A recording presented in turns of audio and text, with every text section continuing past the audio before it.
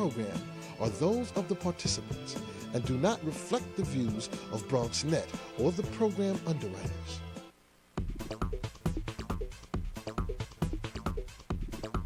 BronxNet.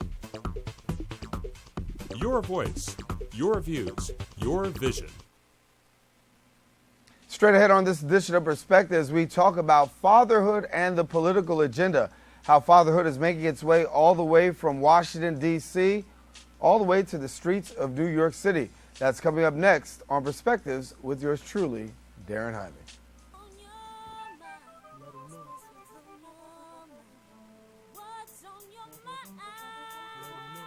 Anything relevant to life, you bring it to the table. Whether you make a move solo or a movement with a stable. No fables, you speak on your decisions. Cause in the long run, it's your voice, your views, your vision. Keeping it real with many messages for you to know. This ain't radio, but DJ runs the show. Entertainment, he rocks it. Politics, he locks it. The host with the most would handle any topic. Don't forget to share your perspective, which shines a light. Cause it might make a difference in someone else's life. What's your perspective?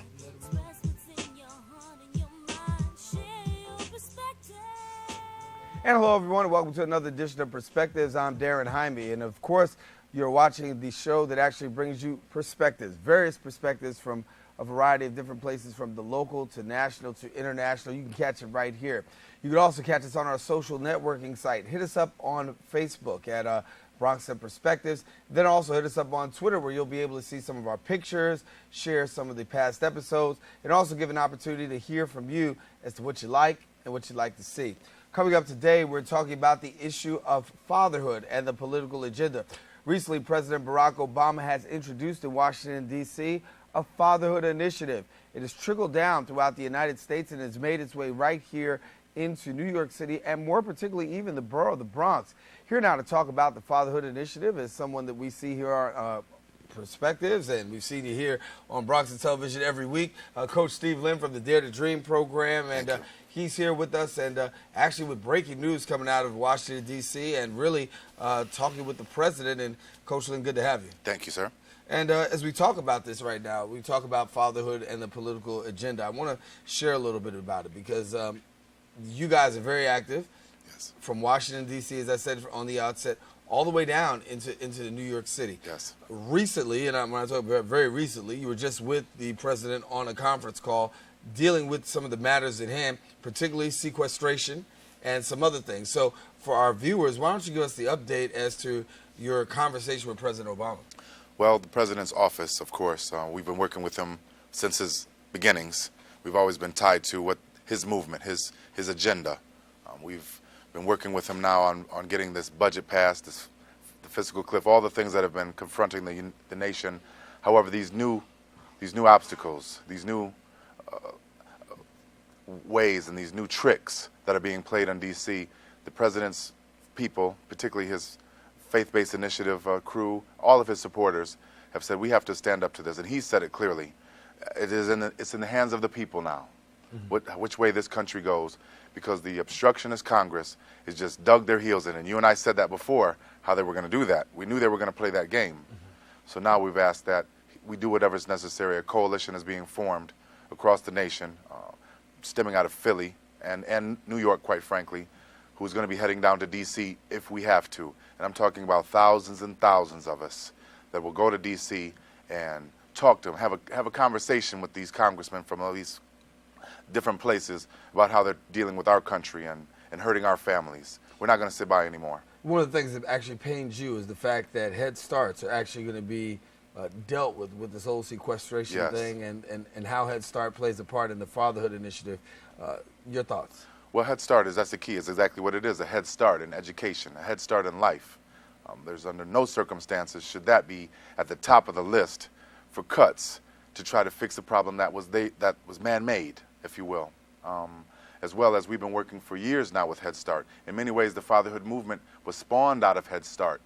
And fathers, now that were getting back on track, they were getting their head above water, particularly with working, going back to school, getting their life together, rely on Head Start. I want to be able to take my child to school, not let them play in the park all day. I want them to get a head start. And now all of a sudden you're telling me I don't have any slot for my children out of the clear blue sky so that way I can't go to work? I can't do the things that I was doing to take care of my family because you're playing these games. So we're just not having it, bottom line. Fatherhoods are all across, and parents actually all across America would be affected by the fact of losing Head Start. What are we hearing from fathers? I mean, you shared a little bit about what's the sentiment of fathers, but what are we hearing if this goes through? Oh, we're very upset. We're coming. We don't want to. We'd rather not. We have many things to do. We have to work. We're taking care of our families. We're fixing our communities, if you will. But now all of a sudden we have to come all the way down to D.C., and I mean we're coming from everywhere, to talk to you, to take care of this, to speak with our representatives. You represent this nation, not just your district. You swore an oath. Now all of a sudden you're just doing strictly for you. We cannot have it. It will not be done in this nation in 2013. So if we got to do it, we got to do it, and we're heading to D.C. We'll go there in a minute. We've done it before. And so you've got fathers coming, and they're Correct. actually be coming from Philadelphia. They'll Correct. be coming from New York, and actually from all across the United States. All across. I get the sense that with the fatherhood movement, and since the president has really brought it to the forefront, first of all, it's gained a lot of steam. But Yes. second of all, the thing that I'm sensing and I'm seeing is more of a political involvement, more of a political engagement.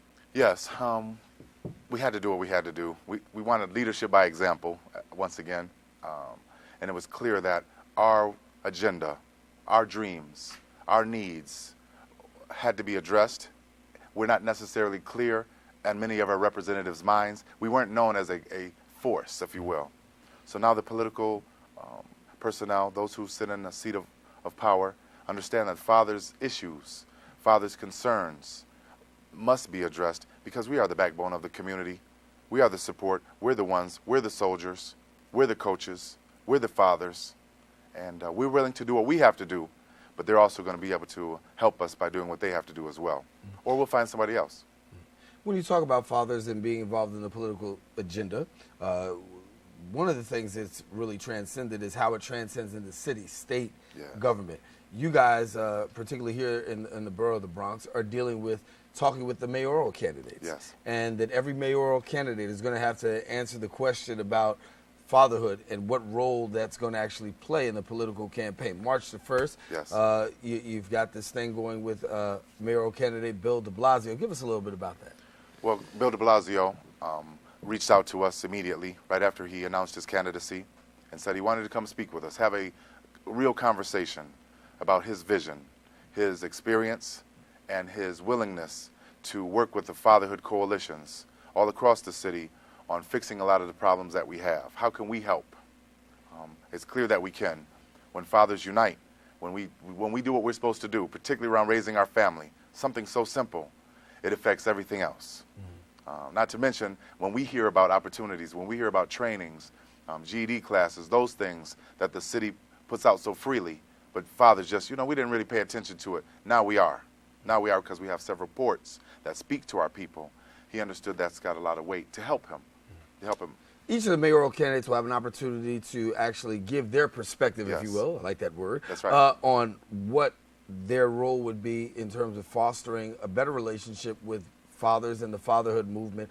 What are you guys looking to hear from each mayoral candidate when they sit before you and they have this opportunity? Because they're not all coming together. Right. They're actually coming on individually. Correct. First and foremost, we're looking to hear their vision for the city. This is one city, one family, one voice.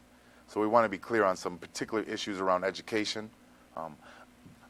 There are very few issues that are specifically dealing with just fatherhood. This is a family. So we're going to be talking to you about our kids' schools. We're going to be talking to you about the violence in the streets. What are we looking at? Stop and frisk, all those types of things that have been hot issues with the mayor at this point. We're going to be looking at economic opportunities. What jobs are coming? What could we be doing now? Job trainings. What are we doing for the relief efforts? How can we support that, make sure it doesn't happen again? All these wonderful things that have to deal with the city, we just want to be a conduit for it. We want the candidates to know we are now a mouthpiece, if you will. And when the fathers get together in a community, it's a powerful mouthpiece, very powerful, because we will be there, and we'll support you, and we'll make sure it runs right when the dads are involved, and they all understand that now. Well, I'll take a quick break and come back with more with Coach Steve Lynn from the Dare to Dream program, talking a little bit about the Fatherhood Initiative and how it's playing out in the political agenda, and it is. Stay with us. We'll find out more when we return right here on Perspectives.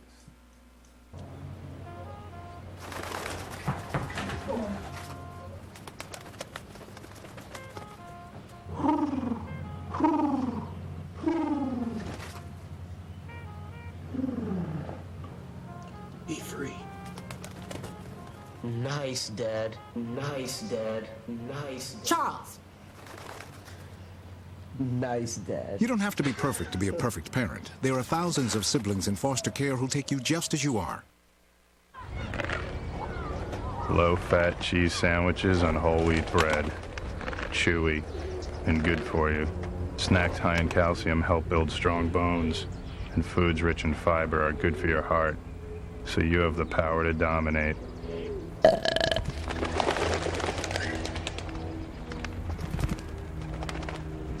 Can your food do that? Run, throw, think, eat better. Find out more at smallstep.gov.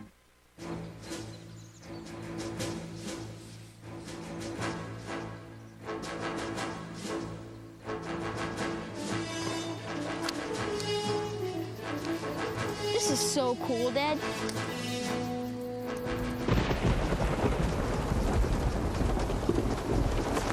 Awesome. This is so cool, Dad.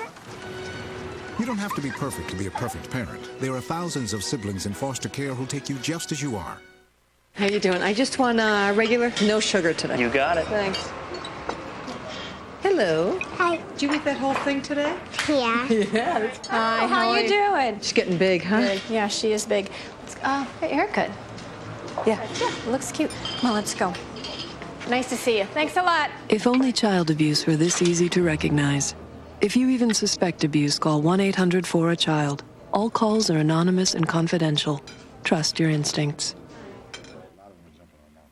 Continue our conversation with Coach Steve Lynn of the Dare to Dream program. We're talking about the Fatherhood Initiative and how fatherhood has made its way into the White House, out of the White House, and actually all the way across the United States, and right here in our very borough of the Bronx. And you know, you're talking about having this campaign, this upcoming mayoral campaign, Yes. and putting fatherhood and the issue of fatherhood at the forefront. Yes.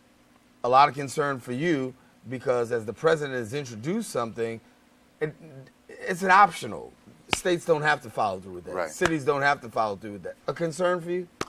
Not necessarily. We were blessed here. As you know, the mayor embraced it right away, too, even 12 years ago, where he initiated all of the fatherhood programs on a citywide level. So it has spread throughout. Those communities who are not yet on our team will be. Mm-hmm. It's just a matter of time. We're still a fledgling movement, if you will. However, they understand the importance of having a father involved and the consequences thereof if he is not involved, whether he's in the house or not. You know, there's lots of scenarios where it's dangerous, his presence or thereof. So it's spreading all throughout the nation. We have no doubt it'll be there fairly quickly.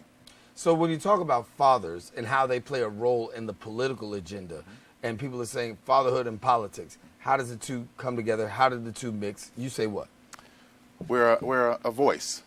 We're a group of fathers, a coalition, if you will, that speaks to our needs, our family needs, with our voice, our style, our agenda, just like others, NRA, MAD, several other organizations, hundreds, that speak to their needs, their concerns. There just hasn't been, at this point, a cohesive, serious voice yet with all collective parties. There's several different organizations throughout the country that represent and speak for fatherhood, responsible fatherhood. Now we're just putting together one front, one voice, one team, and it's going well. What do you see coming up in the future? As I said, you know, Mr. de Blasio will be talking to fathers. Right. I've asked the question before. You've got men who are actually running on this fatherhood initiative. Men who are running for the race for mayor in New York City for the fatherhood initiative. You've also got a female candidate, Christine Quinn. Yes. How do you think she's going to play, and what are you looking to hear from her, given the fact that she's not the same gender, but yet and still the question is going to be asked, what's her perspective? Exactly. Well, first and foremost, we're looking to see if they're going to be continuing the mayor's initiative, the fatherhood initiative, NYC Dads. It's been a highly successful. All city agencies have been on board to Department of Sanitation, Parks Department, with the Fatherhood Initiative and their programs. He's really been very aggressive. Events that we've held, a lot of trainings, those types of things. We're looking at the candidates. Will you continue that? And not only continue it, will you work with us to take it to the next level? It's a new game day. It's a great game plan, but this is a new game. So we're looking at doing some extremely innovative things, particularly around the social media, ports, letting more people know, letting more people have accessibility to information, more fathers. So we're looking at the candidates who has that vision. Whether or not it's a female or male, we don't care. You could be green from Mars, as long as you're a resident of New York and you'll speak for all of us equally, then we don't have a problem supporting you. And so we're looking to see who's really going to be on our team and play with us. Not try to lead us, not just try to play you get the ball all the time. You want to share with us, you learn from us. And that's what we're looking from them. When you talk about economic empowerment, looking for jobs, and you've got fathers out there who talk about, I don't have the adequate skill set. I need a program that's going to help me. After they get the skill set, then you turn around and then they can't find the necessary job within the skill set. When you're talking to elected officials about the whole political game and employment and job creation and job retention, what are you hearing? Because we hear a lot about men aren't active in terms of whether it's working or unemployment, or sometimes not even active in the life of children, of their children, but yet and still we know different. So what are we hearing from our politicians? Are they aware that the numbers are skewed? And are they thinking about really creating systematic programs that will help to empower some of these fathers that really need empowerment? Well, we'll see. I haven't had a chance to talk with all of them personally. I've been around them for years now. However, I have not yet had them be before us to answer just that question. What are your plans for that? And we're looking for creativity, if you will. We're not looking for somebody to come up there and give us the same old political speeches of grandiose ideas, and we should be this, and we should be that. That's great. When are we going to have a job training program? How are you going to get the guys suits? Because we need clothes. We can't go on an interview without a shirt and a tie. How are we going to get that? What type of creativity can we get on the GED programs? Get more guys there. Let's be creative. Can we go online? Can they do things? So that's what we want to see. Who's 2013 and beyond, not 1999 and below. When you look at President Barack Obama, we understand that we see him, we see Michelle, we see Sasha, we see Malia, and we see the picture of family. And you can see his fatherhood engagement with his children, as well as being a lovely and a devoted husband.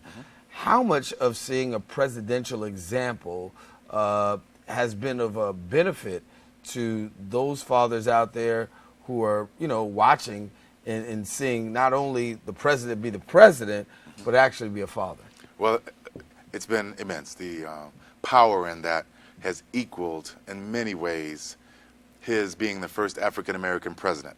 Historic. But his also command of his family, his also prioritizing that I might have a meeting at the UN, talking world leaders, but I have to go to my daughter's school first. Because she didn't finish that homework. There's going to be some problems in the house. And he led by example, and because of that, it assisted us in using that quite often of saying, if he can do it, why can't you? No excuses.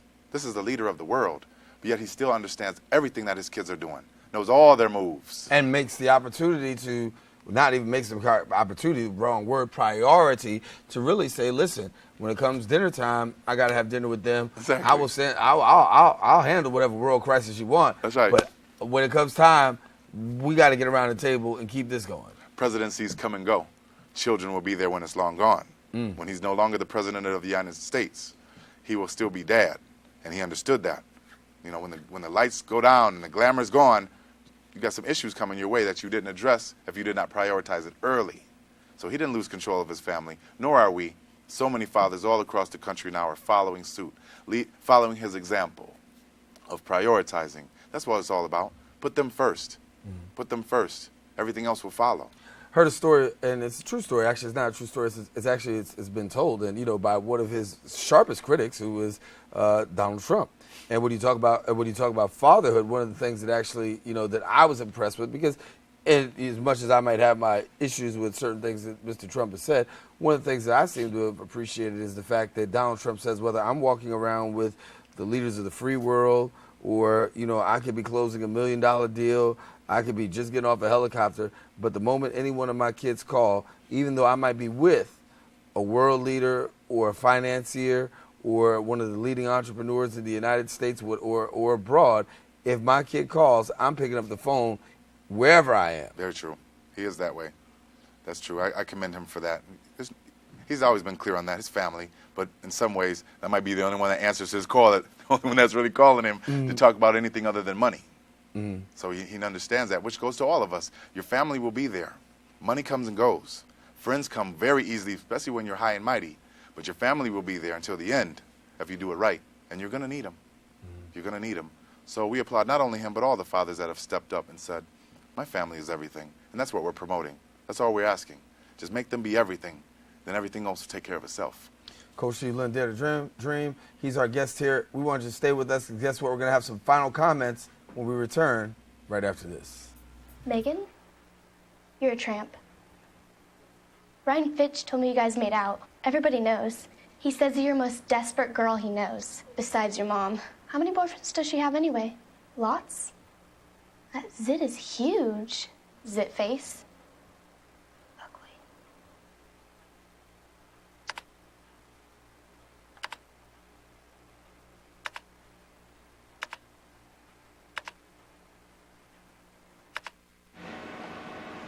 My name's Brandon.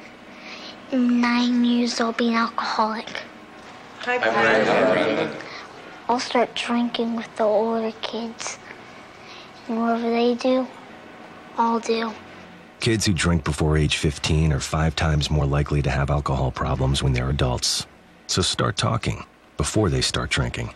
I know it'll start with alcohol. I'm just not sure how it's gonna end.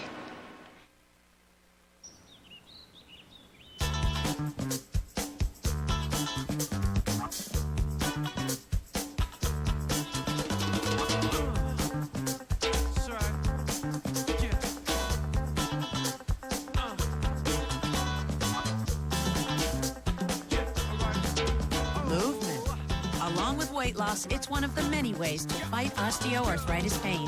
For more information on managing pain, go to fightarthritispain.org. Hi, I'm Sean Johnson of the 2008 U.S. Gymnastics team.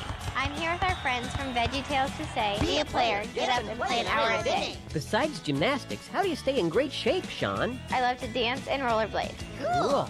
You don't have to be an Olympian to be a player. Just do the things you already love to do, like jump rope, ride a bike, or even play freeze tag. Now that's something to flip for. Well done. For fun ways to get healthy, visit www.smallstep.gov. And back here on Perspectives, and Darren Hyman here with you, Coach Steve Lynn, Dare to Dream. And as we're getting down to the nitty-gritty of closing out the show, I want to get an opportunity to talk about this. How do we continue to keep the fatherhood initiative, forget the political agenda. Let's just talk on a day-to-day basis. Community, put the politicians aside, electeds aside. How do fathers continue to take it to that next level, absent all of that? If you don't get another grant, if you don't get any political backing, what do you do? We still win the championship through practice, activity, get in the game. You can't play if you're not in the game, and if you don't practice, you sure aren't going to win. Same thing here. It's a day-to-day thing with your family. It's you and them. That's it. So get involved. Bowling, tennis, go to their recitals. Make sure you know their teacher like you and them grew up together. All the great things that you could do with a child on a day-to-day basis will let us win the game. If others support us, that's great. That sounds good. But if they do not, we're still going forward, and you still can win with your kids by being about deeds, not words. And we promote that everywhere we go. Show me. You love your kids so much, show me. Go talk to their teacher. Go pick them up from school whenever you can. Make sure they do their chores. What about that one? Make sure that you feed them. All those good things. Do their laundry. Go shopping with them. All those little things. That's what makes you stronger, not just talking about it. So that's what we're promoting. That's the only way we're going to have it. What do you have coming up down the pike? Oh, many events. We got the borough president on March 23rd. He's having his second annual Fatherhood Summit at the Bronx Museum. It's a day of training, a training camp. So we got the best of the best, child support, all those issues that are really confronting us, we're going to address it that day through training. Train us. Show us how to deal with it. We also got a big softball game coming up in June, I believe June 6th. Stay tuned for the date across from Yankee Stadium. The All-Star Dads Softball Clinic, more than a tournament. In the morning, we're going to have batting, throwing, so dads can be active with their kids. Show them how to throw a ball. Play catch with them. I dare you. And then in the afternoon, we have the dads tournament, softball tournament. It's going to be ugly. So, and lots of outings like that. Movie night with the police department. We partner with them. Just great events, consistently, all the time. Last time you were here, we were talking about Allen Houston, New York Nick, and your partnership and your collaboration with him and his Fatherhood Initiative. He's one who's very much in the Fatherhood Initiative. How'd that go? It's incredible. We're in our 5th week of the 7-week training, and when I tell you it's standing room only, not one father, not one that joined us in the beginning has left. In fact, maybe 3, 4, 5 joined us. The kids love it. We got them working out on Saturdays at Columbus High School, who partnered with us on this. And more than just playing basketball, that's secondary. The beginning of it is training. How do you talk? How do you communicate? Faith, integrity. Those are the concepts that we're teaching them, and they suck it up like a sponge. And not only are they listening, but they're applying it. Then they come back the next week, oh, coach, and these are the kids. I had integrity. I saw a fight, and I didn't run to it. I ran the other way. There you go. Now you're here. So Allen Houston, we commend them and thank them for bringing the tour to us. More to come. They want to expand it for a year-long program. So we see it on the political front. We see it on the community front. Fatherhood Initiative going forward. Correct. If people want to become a part, what do they do before we leave? Contact us at nycdaretodream@aol.com, as well as like us on Facebook. My Dad is Love. Watch us on TV, of course, every week. We're putting it out. That's what we do. And or join us at the Fatherhood Training Center. For those fathers out there who have issues, and I don't really care what the issue may be, we cover it all. Join us at the Fatherhood Training Center on Burnside. We have the best of the best there to help you. But you got to take that first step. If you do that and are willing to sacrifice and do what's necessary, more than likely we could help you out, you and your family. Steve Lynn, good to have you. Thank you, sir. All right, keep up the good work. Thanks, sir. We want to bring him on, and because, as we said, breaking news coming out of Washington, D.C., as we were talking about the Fatherhood Initiative and how it's taking part even in the sequestration debate. And as you see, the political agenda of fatherhood very much entrenched in Washington, not just in Washington, but in municipalities, cities, and states across these United States. So stay tuned to Dare to Dream here on Bronx. That's Channel 67. They come on Tuesday, and they come on just about a half hour before yours truly comes on. You can be sure to get the latest episode of Dare to Dream, and then just hang on in there and just watch this particular show, and you'll have an exciting hour-packed shows of entertainment as well as perspectives. And so that about wraps it up for us here on this particular issue of Perspectives. I'm Darren Jaime. Thanking you, the viewer, for watching us, and we want you to continue to stay with us. Share your perspective with somebody else, because it just might make a difference in their life. Make sure you check us out on Twitter and on Facebook, and we'll definitely get back to you and let you know what our perspective is. For all of us here on the Set of Perspectives, I'm Darren Jaime saying take care and God bless. Beautiful.